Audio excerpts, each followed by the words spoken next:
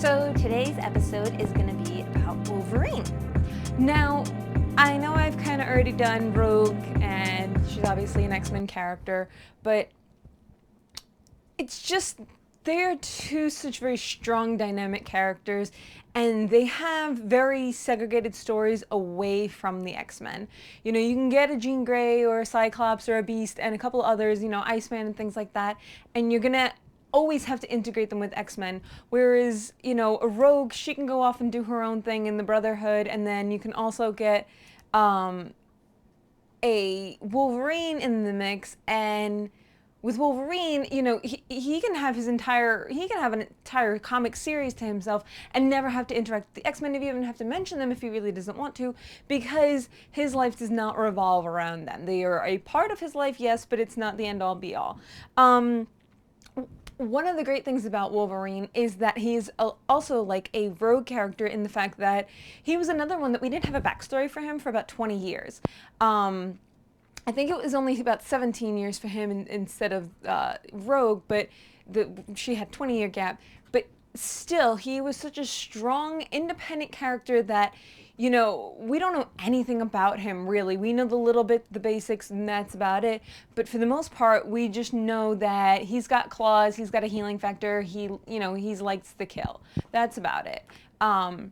If you do want to start with Wolverine, it is very hard because, unlike a Deadpool, they haven't done trade paperbacks yet for all of their designated stories. You know, it's a little bit easier to get Deadpool because he has had a kind of like his own series or his own individual comics and things like that. So for the most part, he, you know, you can just put all his stories together and you don't need to integrate anybody else. But with Wolverine, a lot of his story does get tied into the X-Men. So unfortunately, you either have to read like every Uncanny X-Men, or, you know, you have to read X-Force and all the other ones, and it just gets very tiring after a while because they interlock with so many other different realms, so it's really hard to get a lock. What I do like is that, especially Frank Miller. Frank Miller is awesome. If you didn't already know that, figure it out for yourself. But the Wolverine individual ones, there's also Wolverine Origins, and there's also a couple of other, not necessarily, I guess you can call them trade paperbacks, because this does include a number of comics in a story arc, obviously. This one is what they did the most recent Wolverine based off of.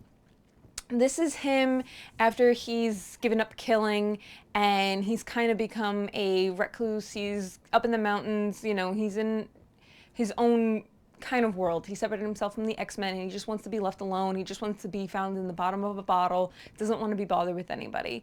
They did follow this a little bit in the movie. Unfortunately, they took a lot of liberties, like they do, and they changed a lot around. In this, the girl that he loves, Mariko, he left her a long time ago, and now her father had come back into the picture. Her father had been missing for a long time. He comes back and he forces her to marry just this really abusive bastard kind of guy who beats her and keeps her cornered and everything like that. And Wolverine comes back and wants to get her away from him. He faces off with her dad, and he's found to have no honor because he decided to whip out his claws in the middle of a battle using dulled swords. I forget exactly what they're called, but it's the ones you use for training. They don't actually, they're just wooden, basically planks. They're not actually pointed swords. Spoiler, if you haven't read this or watched the movie or anything like that, her father is very well integrated with the mafia and the mobs and everything like that. So at one point, everybody's getting taken down, and her husband does get killed, and then Wolverine faces off with her father and kills him. He thinks that is another step of dishonor, but Mariko tells him, you know, I was going to kill him if you didn't anyway, and then I was going to do an honorable suicide for myself as well. So it's a good thing that you did this. And then we go into them agreeing that they're going to get married, and only in the last, I believe, 2 or 3 comics that are integrated in this trade do we actually see any of his interaction with the X-Men. This is another thing that was not put in the movie. Obviously, he doesn't marry Mariko at all. There's no mention of it, really. So they really did take a lot of liberties, and that drove me a little bit crazy. But that's for their transfer. I'll get to that. What I do like about this, especially because as a Rogue fan, this is one of the very early on stages of Rogue. This is because this is a, you know, even though it's a trade paperback that's only recently been put together like this, it's a very old storyline. It's like 20, almost 30 years old, I think. And it is when Rogue has just joined the X-Men. Literally, she shows up with them for Wolverine's wedding, and he threatens to kill her. And Mariko has to tell him, you know, no, she's an honored guest here. I'm going to greet her just like she is one. We don't, you know, give ill will to guests in our home. There's a lot of stuff that goes down, and they have to face off with a couple people. Unfortunately, half the X-Men are taken out, they're drugged, and they're put in the hospital. And Rogue, because she did steal Miss Marvel's powers, at this point, she's now part alien. And they do make mention to that. They really don't bring this up a lot later on in other issues, but Rogue now is part alien because Miss Marvel was part alien. That's where she had her powers from. So she was able to shake off the powers of the drug that knocked them out. And Wolverine, obviously, he's got his super healing ability, so it only affected him for about a minute. So him and Rogue then have to join up, and it's one of the first scenes you get to see of them. It's a great scene to see these two kind of join together, and it's that slight build of camaraderie. She takes a bullet, basically, not literally, but she takes a like some sort of energy gun blast to the chest to protect him and Mariko. So it's her way of showing that she does want to do good. She does want to, because Miss Marvel was such a good friend of Wolverine's, you know, he took it very personally when she did hurt her, when, you know, Rogue did take her out, basically. So she wanted to prove that she felt guilty for what she did because she didn't mean to do it. This is, you know, obviously still early on Rogue. She had no control of her powers, had no idea what she was capable of. So it's a great I mean, this is just a great storyline to begin with, but it's a great also introduction into the Rogue Wolverine, the beginning of their relationship, becoming something more than just enemies. So definitely I would pick this up, or you could pick up the Wolverine Origins. I believe there's also Wolverine, Weapon X. And then they have started doing the omnibus. They have started doing the omnibus. They've done the trade books. This is what they've done. And I like when they do this too, when they give you the other, basically the other trade books that you should get that correlate with this. Because it is hard sometimes when you're reading through a comic that maybe you just randomly picked up in some comic book store. You're like, oh, I like the cover on this one, and it's like 5 out of 23, and you're just like, okay, where do I find the rest? And they're like, for information on what happened, go back to comic number 2, and you're like, I can't find comic number 2. Or they're like, we'll continue in the next one, and you can't find the next one, but you can find the one right after that. So, it makes it hard for anybody who's coming in now to kind of, really get immersed into the older characters. You can pick up the most recent stuff from the past year, maybe, but I know I got into Gotham City Sirens, and after a while, you couldn't find any of the comics. If you want to get, because they made them into volumes also, if you wanted to get Volume 1 and 2, you're fine. If you want 3 and 4, or 4 and 5, you're screwed. They're like $60, $70 trade books now, and I'm like, I'm not spending that much. I can go get the individual comics for like $5 a piece, and it's still not that much. It's not worth it to me. So it's really hard when you're a newer fan, or just you're a fan and maybe you read them once before, but they weren't yours or something like that, and you just want to kind of get back into it, and there's no trade books yet. That's what I love about Deadpool, is there trade books for comics that came out almost 20 years ago. It's like 92 or 93 when they really started doing Deadpool. So it's like, it's a great thing. And I really wish they would try to start doing more integration with the trade books for especially big characters like this. Wolverine, he's had 3 movies. How popular can the man get,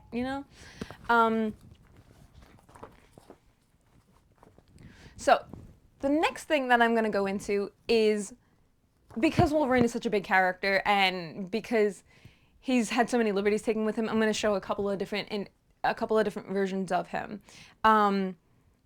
This is one of the Weapon X comics. This is obviously just a standalone, and it's also obviously in the midst of, it's not the first one in this story arc. It's kind of in the middle of it. This was part of my loot that I got from Free Comic Book Day when I bought like 30 comics for $1.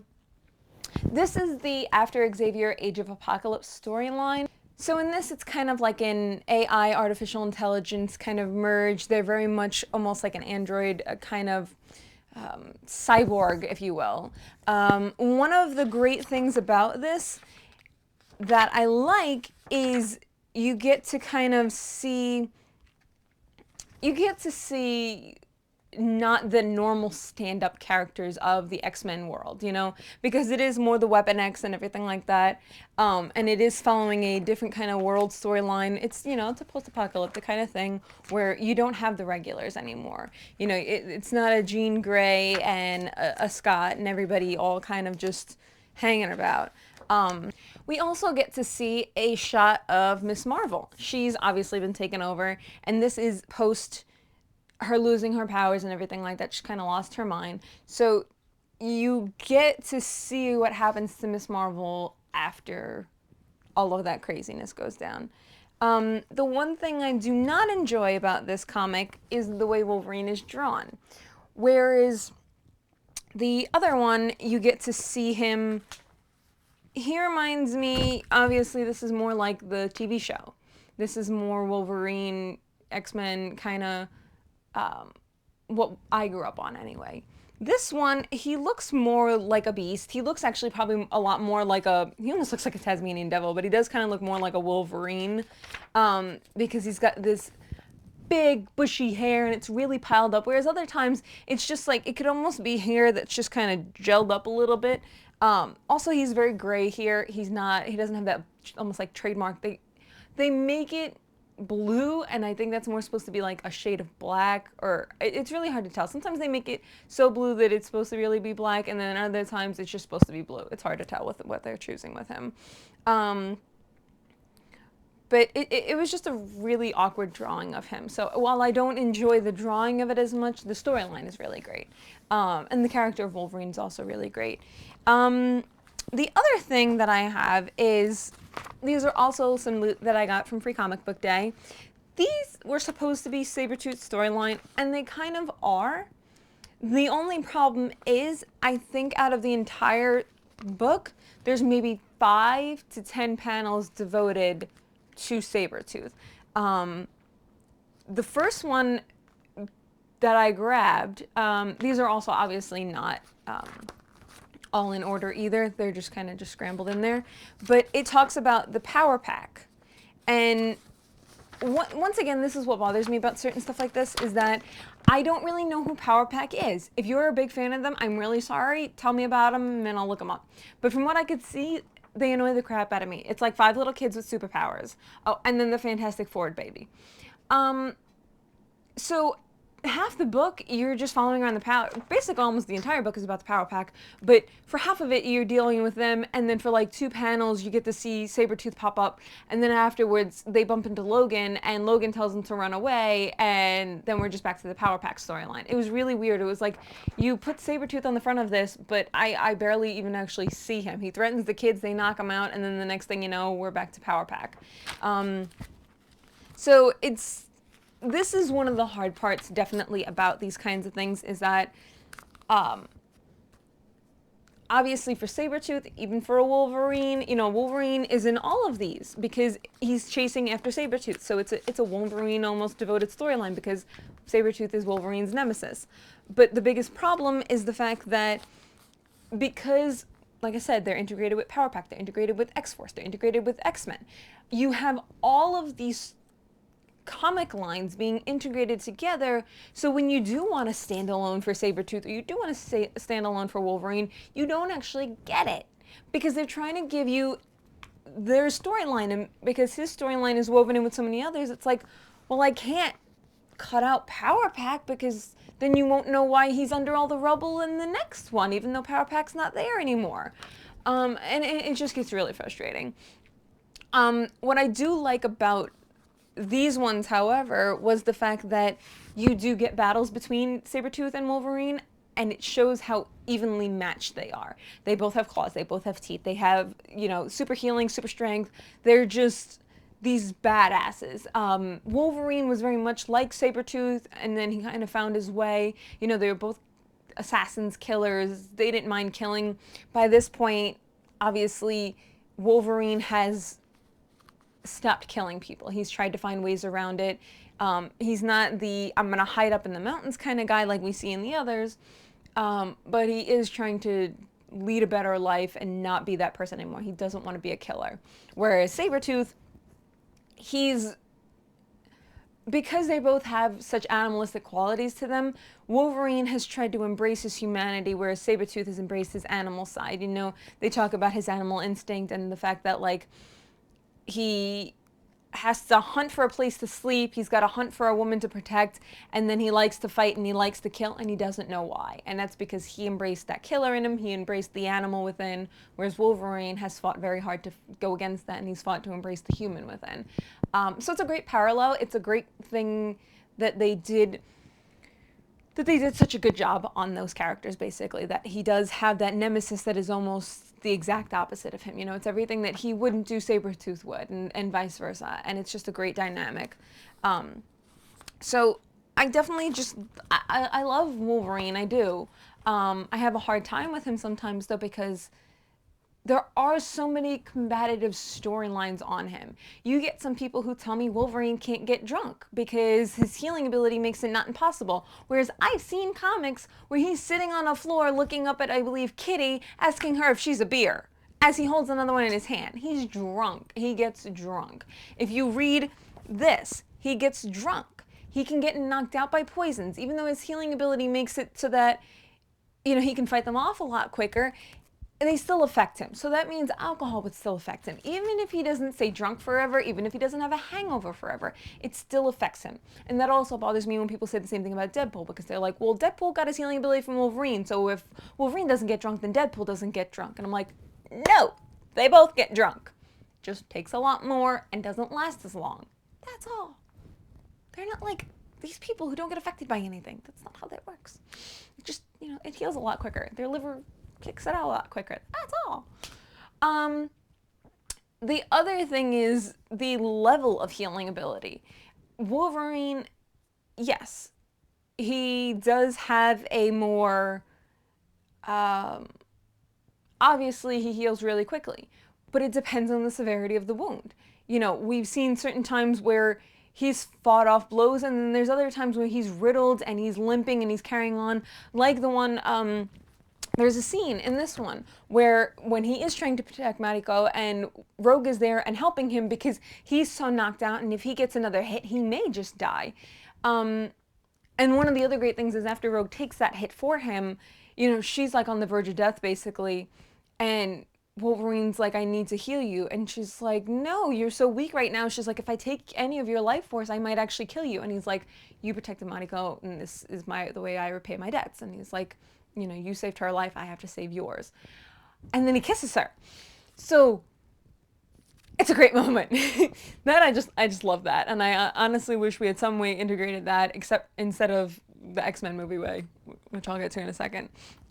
The other great X-Men thing is that the storyline in the Sabretooth one does have Rogue in it as well.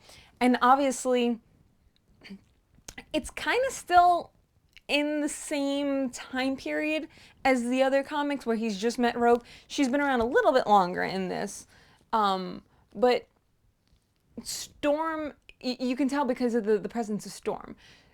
Storm loses her powers right around the time that Wolverine's supposed to be getting married and everything like that. And this is when she kind of becomes like the badass. You know, she changes her outfit and she gives herself the white mohawk, which I thought was like the best look she ever had. She gets that kind of biker chick look to her. By this point, she's already dealt with losing her powers and, you know, not being able to control the elements. She's kind of lost her inner self and her balance and everything like that. So when you follow into this one, that's still going on. So you know that it's still within a similar time period. The only difference here is that the relationship between Rogue and Wolverine has gotten closer. She calls him Wolvie, which is hysterical. I mean, I don't think anybody can get away with calling Wolverine Wolvie and live to see the next day. But somehow Rogue manages to do it. And, you know, there's one point she's just picking on him, whatever, and he's like, yeah, darling, whatever you say. And it's great because it's one thing to see him ready to kill her, and then the next minute, you know, the two of them are bantering and stuff like that. Like, that's the great thing is that, you know, somewhere along the way, maybe when she saved Mariko for him, maybe some other time, or maybe just the accumulation of all of it, they became close and there was that connection there. And, you know, they're willing to now save each other. And I love that. I mentioned it in Rogue's episode, but I just had to mention it again because there was something about that just, I love it. I love that they made these two enemies friends and not, you know, oh, we went from hating each other to I want to jump your bones. No, it's just, it's camaraderie. It's awesome. And it just shows the growth. There is one part where Captain America and Wolverine are working together and they go into Nazi Germany and they release a bunch of people that were stuck in a concentration camp. And that is supposed to be when he meets Magneto, and that's supposed to be that kind of reference to, you know, it's basically trying to be that way of saying that Wolverine has been around a long, long time.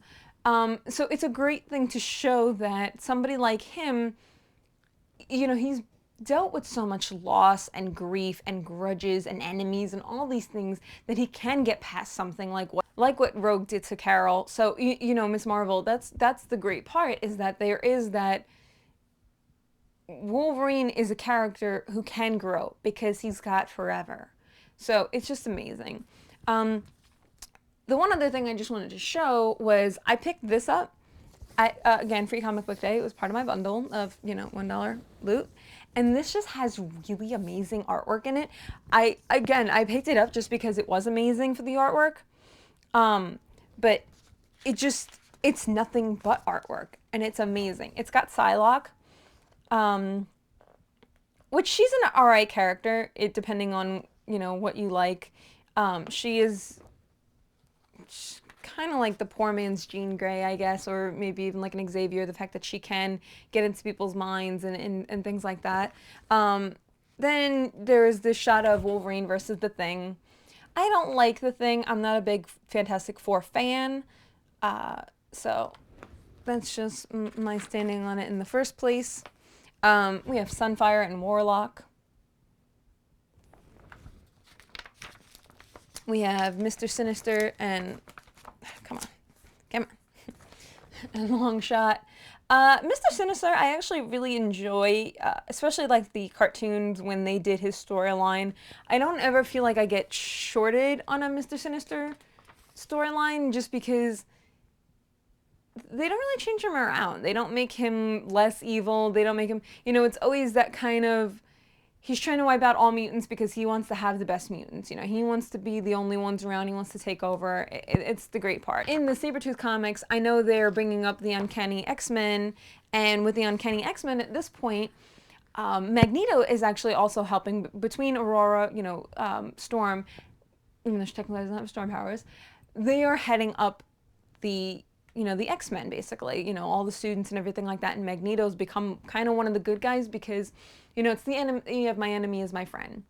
And this is when Mr. Sinister's come around, and he sent out the Marauders, and he's trying to wipe out all the mutants so that way they're the only ones left. So they, you know, it builds that camaraderie, and I really liked seeing that as well. Seeing that you know, like,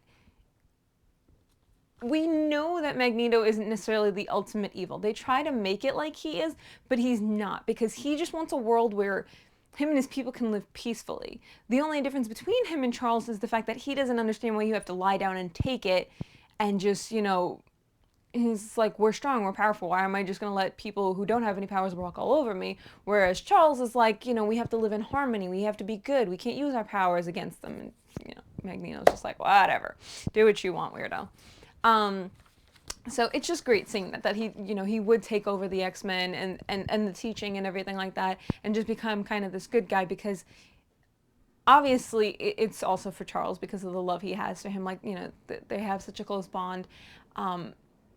But it's just also the same thing, is he's not going to turn his back on mutants. If somebody's attacking mutants, whoever you are, he's going to go after you. So once the X-Men are threatened because of Mr. Sinister, then he's just like, you're bad. I'm not dealing with you. So that was another amazing thing. We also have, this is a little hard to do, but we have Strife. And then we have Cyclops, Jean Grey, and Callisto. I don't really like Callisto. I don't really like most of the Morlocks. It's just a really weird storyline always for me. Obviously they're the outcasts of the outcasts, and it just, I guess that seems redundant to me. It's like, we already have the X-Men, and then we have the Brotherhood, and it's like they're already outcasts from the world because they're mutants, and then somehow, even in the mutant world, we still have more outcasts, and it's just like, I get it. Even in a mutant world society, there's obviously still different factions, and there's still going to be outcasts. You're never going to accept everybody fully, but it just, I just didn't really, I didn't like it that much. That was all. We have Graydon Creed in Exodus. Graydon Creed is somebody's child, and I forget who all the time. The family tree of the X-Men universe, basically. I can't say Marvel because it's mostly anybody that's X-Men or X-Men villains and things like that or whatever. But it is so integrated and just woven together, it really puts Once Upon a Time to shame. It's ridiculous how many people are related. Then we have Phoenix and Jubilee. Phoenix storyline is usually a great one. I did like it when they did it in the X-Men TV show. Jubilee is a horrible character, and I wish we never had her in the X-Men. She's just a horrible character. Sebastian Shaw and Lilandra. I love Lilandra. I don't know what it is, but I know when she shows up especially in the X-Men cartoons, I just always get excited about those episodes, even when they're on reruns and they're on TV and stuff like that. If I pass by, I'm just like, ooh, I have to watch these. Then we have Gambit versus Bishop. Bishop's what our puppy's named after. I have my own Bishop. And he's black too. Yes, you're black. You got a little brown, but you're black. And you know it. And then Professor X, Xavier. I usually also really enjoy the Bishop storylines. I like that future kind of world where he comes back. It's one of the ones where, again, I kind of do like it when all of the majority of the X-Men are not really around anymore. It's obviously a different generation. You usually have a Cable integrated with that as well. But Wolverine's either dead or presumed missing, whatever you want to consider it. And most of the other X-Men have passed away or they're in hiding and stuff like that. So I just like that change of pace, basically. And then we have Mystique and Weapon X. Mystique can be a really good character or a really bad one. It depends on who does her. I really liked this version of her, the drawing of her costume and everything like that. But sometimes, obviously, it can get really bad. Now, this is what we came here for. This is Wolverine and Lady Deathstroke. This is what I wanted in the movie. This is what I didn't get. I got some ridiculousness of the most sexy woman in the entire world who just so happened to have claws. And I'm like, no, she's like part cyborg. She's a human and she's got the really extended arms and she's kind of freakish looking and everything like that. And she's not like some sexy little ninja with claws, just like Wolverine. No, like you totally screwed her up. Totally crazy. And then this is the back of it. This is obviously the entire thing. So yeah, this was like a great find. This says it's 3 of 5, book 3 of 5. I wish I could find all of them because they're just so pretty. So now for Wolverine's transfer into other media. Wolverine's transfer into movies has been probably one of the rockiest, hardest transfers anybody's had to endure. We didn't get one good movie. We didn't get one bad movie. We had multiples of both. We could enjoy the first 2 X-Men movie, but hated the third one. We could enjoy the most recent Wolverine movie, but Wolverine, Origins, and then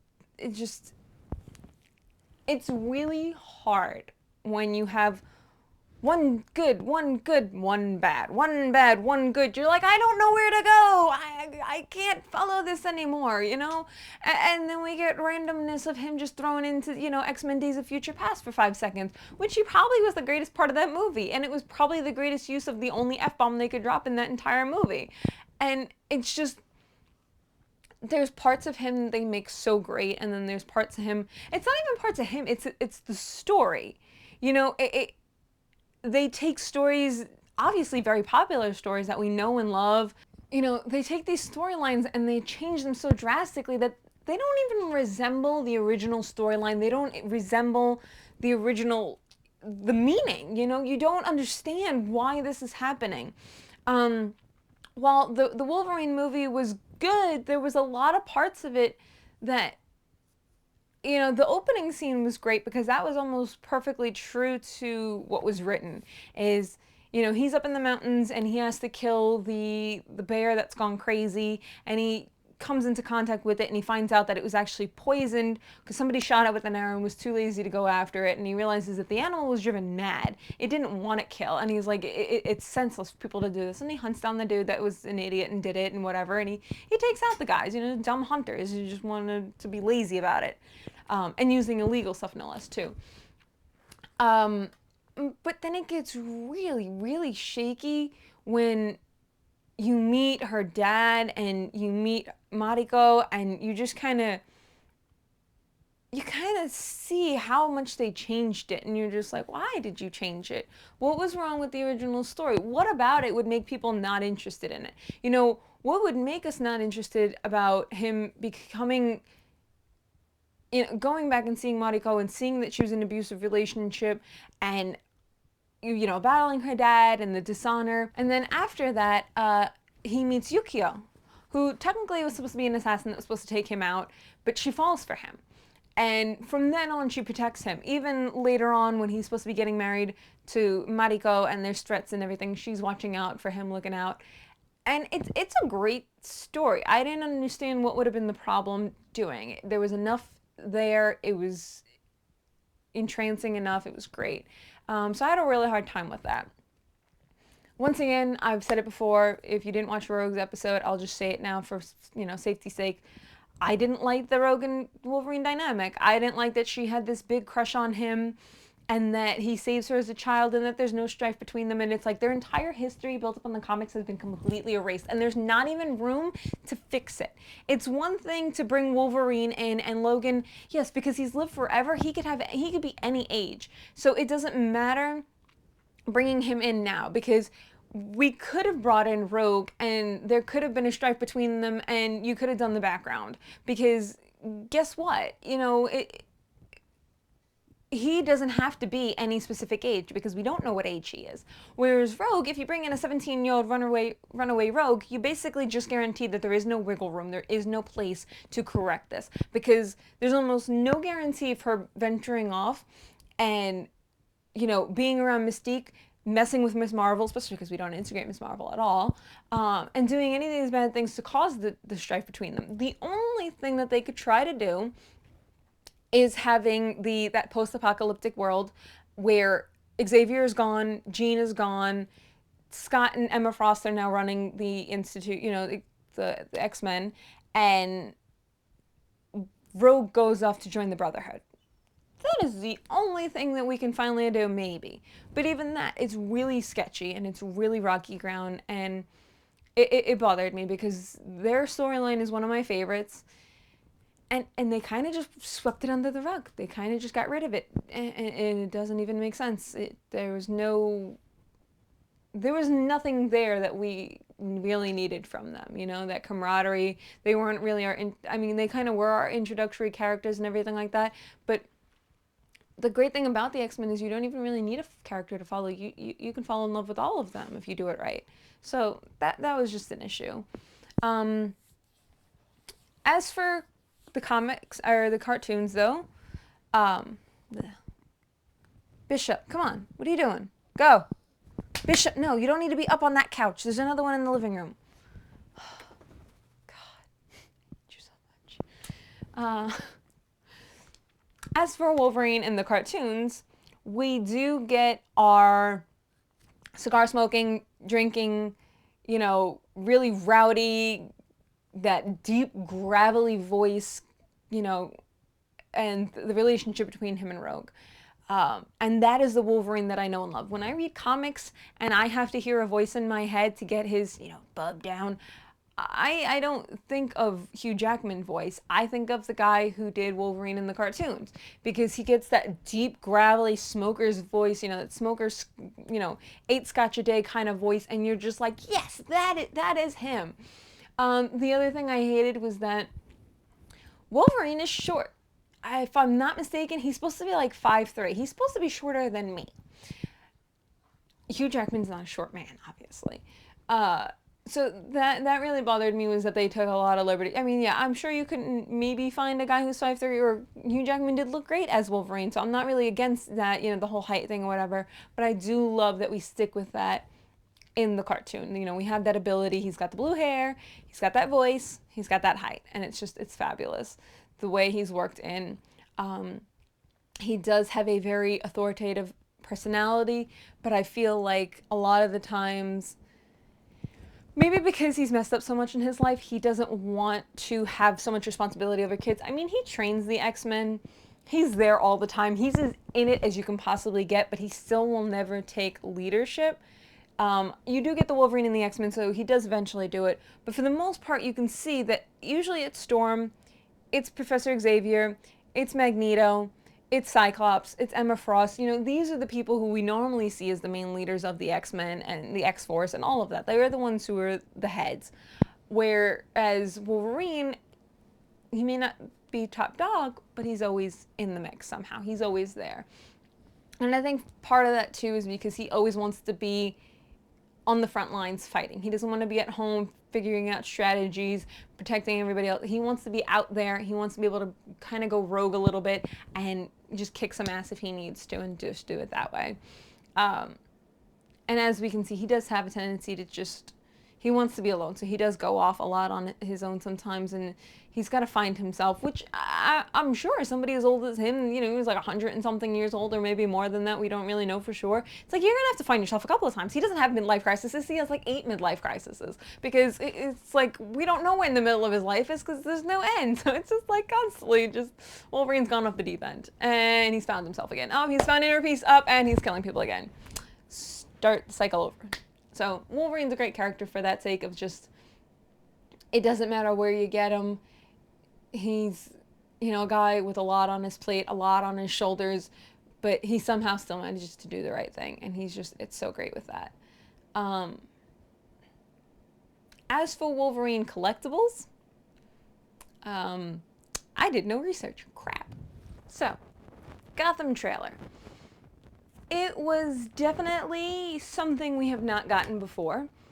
I definitely know that we did get a cartoon version of Jim Gordon's story back when he is a detective, similar to this. He's a detective and he hasn't become Commissioner Gordon yet.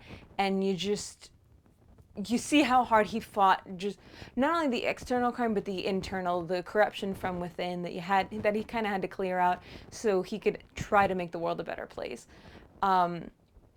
This is definitely following along with that kind of storyline, that this is him dealing with, it's not just crazy villains and people getting killed and stuff on the streets. It's also corrupt cops and the world's kind of gone mad, at least in Gotham.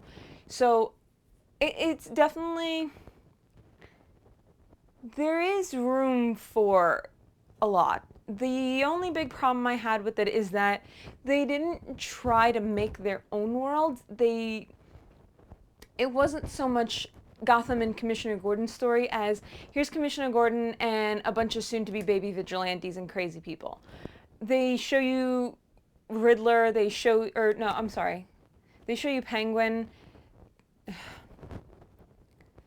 They show you Penguin, they show you obviously Bruce Wayne, and they show you Poison Ivy, and it's all well and good, but they're children, and a lot of their story, there's only so much of their story you can integrate. There's not like 3 decades worth, because the problem is Bruce Wayne is an adult. Poison Ivy is an adult when she becomes this supervillain. You don't have 30 years worth of history for them. So I really don't know why you desperately needed to integrate them into the story. I felt like there was a lot more. They could have even made new vigilantes that happened before Bruce Wayne's time. You could have had a bunch of people. And it would have made way for like a new wave. And I'm sure there has been characters too that have been developed that are older, that maybe Bruce Wayne was fighting in his younger days, that they had been around for a long time. This is the whole thing, is that I felt like there was a world that they could have made with Gotham, but instead they kind of chose to steal from stuff we already knew. And I don't know if that was just them trying to cater to people who already know about Batman and Superman, and they didn't want to try and lose anybody and bringing anything new in. So I would definitely say it's about a 3.5, maybe a 4.